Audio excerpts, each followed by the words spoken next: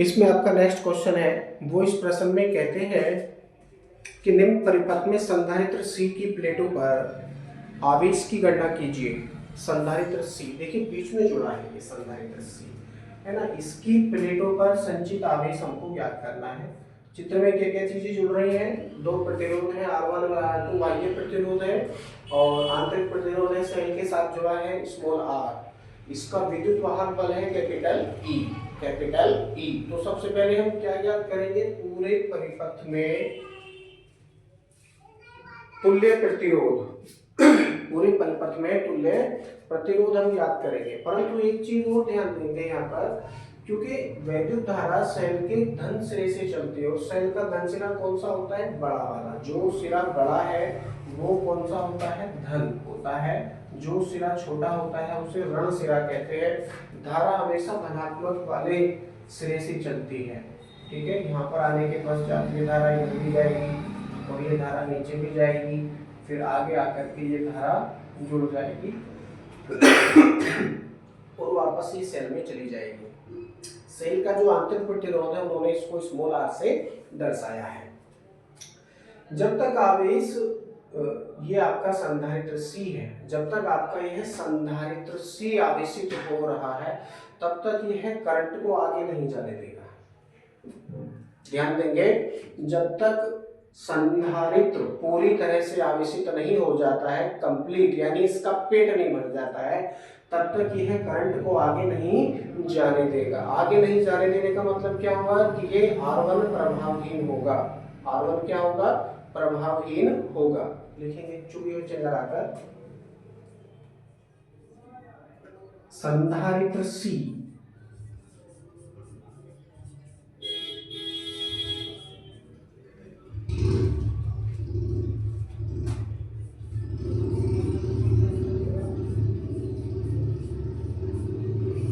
आवेशित हो रहा है।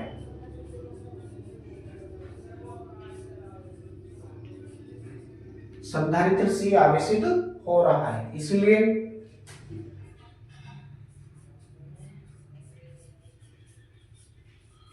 प्रतिरोध, कौन सा प्रतिरोध? R1। R1 में कोई धारा नहीं होगी तो प्रतिरोध R1 कैसा होगा? प्रभावहीन होगा।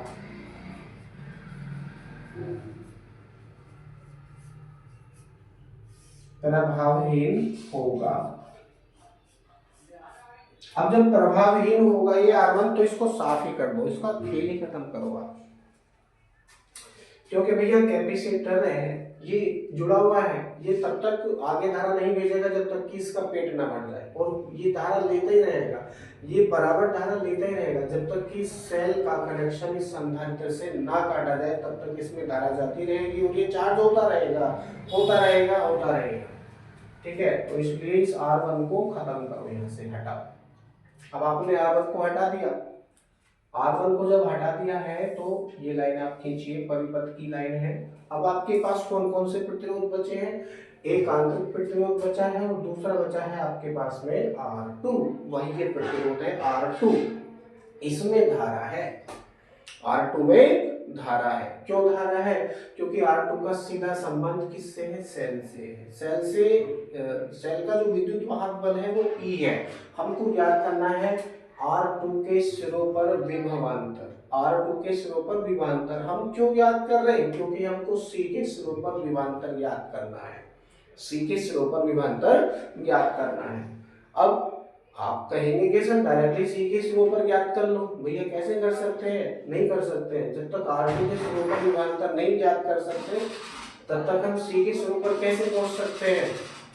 और इसका अनुमान हमने कैसे लगाया? क्योंकि प्रतिरोध और संधारित्र, प्रतिरोध और संधारित्र दोनों समांतर क्रम में जुड़े हैं, और समांतर क्रम में जुड़े होने के कारण दोनों के सिरों पर समान वोल्टेज उत्पन्न होगा, समान वोल्टेज उत्पन्न होगा। इसलिए हमको R2 के सिरों पर उत्पन्न विभवांतर ज्ञात करना है। R2 के सिरों पर उत्पन्न विभवांतर ज्ञात करने के लिए इस पूरे परिपथ का तुल्य प्रतिरोध ज्ञात करेंगे। तो लिखा है हमने, चूंकि संधारित्र C आवेशित हो रहा है इसलिए प्रतिरोध R1 प्रभावहीन होगा। प्रभावहीन इसलिए होगा क्योंकि प्रतिरोध संधारित्र C अपने से आगे धारा नहीं जाने देगा, अपने से आगे धारा नहीं जाने देगा, इसीलिए R1 प्रभावहीन होगा। तो हमने इसको हटा ही दिया, बात खत्म करी, लिखेंगे अतः। अब देखिए ये R और ये R2 कौन से क्रम में आ जाते हैं, समांतर क्रम में आ जाते हैं। चूंकि का चिन्ह लगाएंगे या लिखेंगे पूरे परिपथ का, पूरे परिपथ का तुल्य प्रतिरोध, पूरे परिपथ का तुल्य प्रतिरोध, पूरे परिपथ का तुल्य प्रतिरोध याद कर रहे हैं। देखिए ऊपर वाला जो स्मॉल r है वो सेल का आंतरिक प्रतिरोध है, परंतु जब आप तुल्य प्रतिरोध याद करेंगे तो वो परिपथ के साथ ही काउंट होगा, परिपथ के साथ ही काउंट होगा। इसलिए क्या हो जाएगा,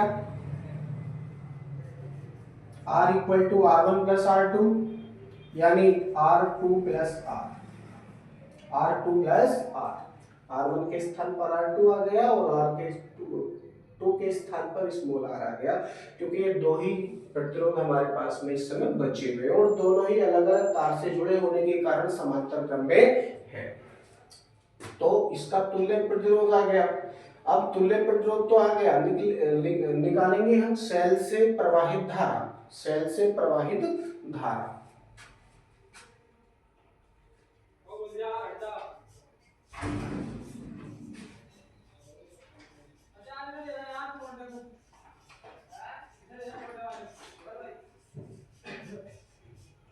सेल से प्रवाहित धारा क्या सूत्र है, I इक्वल टू विद्युत वाहक बल यानी E अपॉन तुल्य प्रतिरोध कैपिटल R। इसका हम प्रयोग करके सेल से प्रवाहित धारा याद करेंगे कि सेल से आगे कितनी धारा प्रवाहित हो रही है इस पूरे परिपथ में।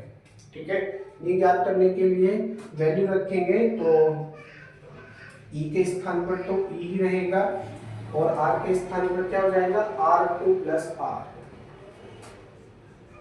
R2 प्लस R, ये वैल्यू हमको प्राप्त होगी। ये क्या है, सेल से प्रवाहित धारा है, सेल से निकलने वाली धारा या सेल से प्रवाहित धारा।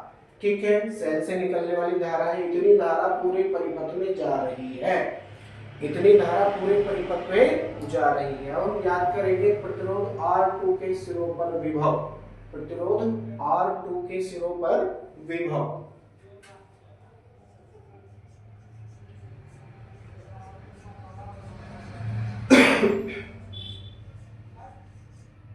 प्रतिरोध R2 के सिरों पर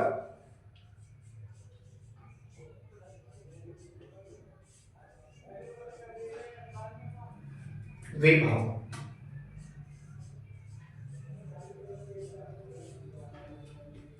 विभव कह लो या विभवांतर कह लो, R2 है नो प्रॉब्लम, विभव भी याद कर लीजिए। तो V इक्वल टू क्या सूत्र है, IR, V equal to IR और R के स्थान पर क्या आएगा, R2 आएगा।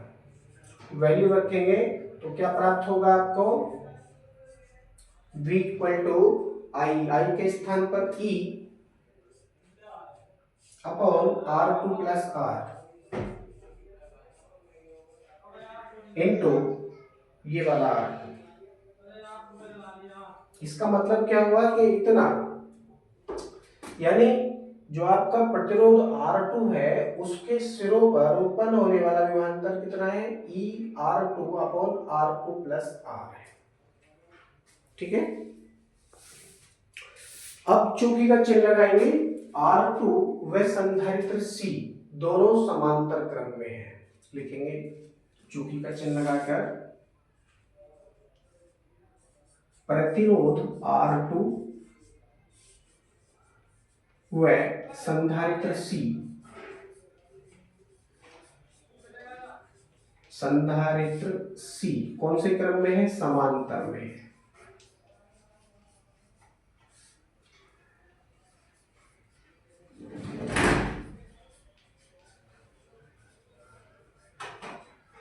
समांतर क्रम में है, अतः दोनों पर समान विभव उत्पन्न होगा।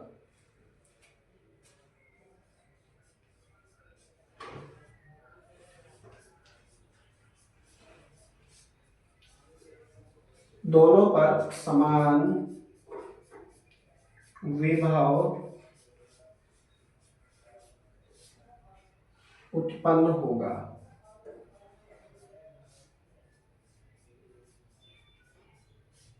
इसलिए संधारित्र C के सिरों पर उत्पन्न विभव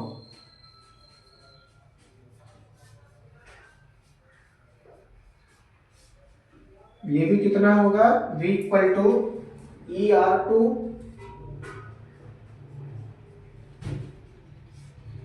ER2 बटे R2 प्लस R।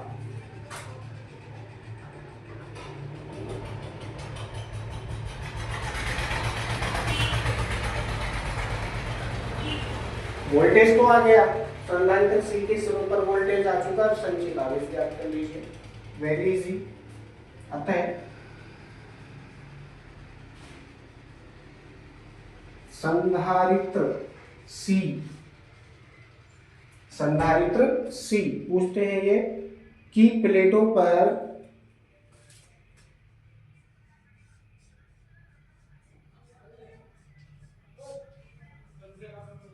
संचित आवेश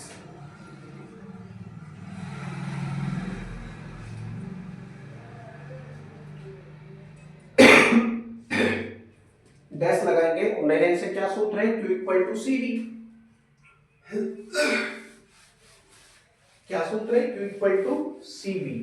इसी का प्रयोग करके संचित आवेश ज्ञात कर लेंगे। Q equal to CV value रखेंगे तो Q इक्वल टू क्या हो जाएगा, C के स्थान पर तो C रहेगा, इंटू V के स्थान पर क्या रहेगा, ER2 बटे R2 प्लस R। ठीक है, इतना संचित आवेश होगा संधारित्र की प्लेटों पर। यहां आने के पश्चात यह प्रश्न आपका कंप्लीट हो जाता है।